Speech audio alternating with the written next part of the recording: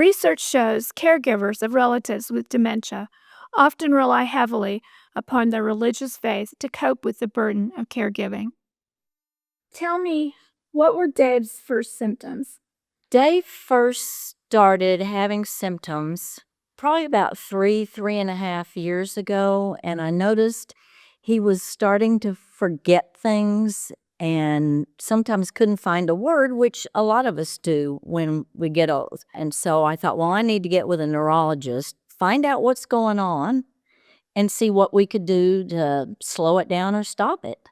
So I took him in and they ran a bunch of tests, including the spinal tap for his fluids and a brain scan. And he got the diagnosis of Alzheimer's. When did he start to decline?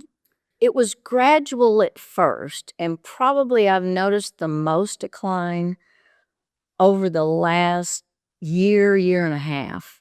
Of course, Alzheimer's is progressive. You drop down some, it stabilizes. And then if you have another mini stroke or stuff like that, it goes down another level. Well, his is just kind of a gradual decline.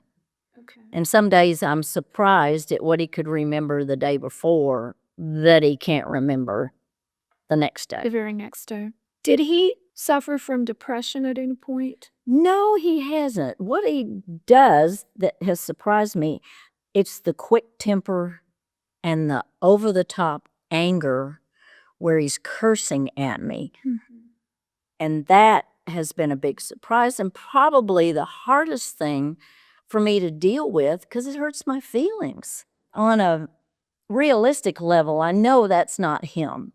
And he doesn't mean to be doing that to me, but it's still hard. He and I, early on in our marriage, had gone to see the movie The Notebook. Both of us were sobbing by the end of that, and I remember us talking about it and saying, of all the things that could happen to us, that's the one I'm scaredest of, and I don't want to happen, and here we are. So that was the first thing, is you had fear.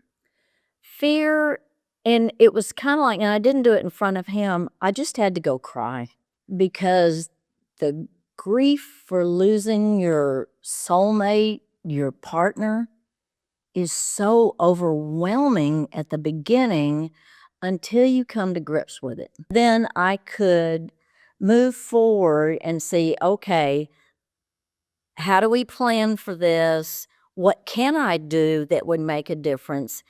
And what would be a waste of time? Because I know where this goes. It's inevitable.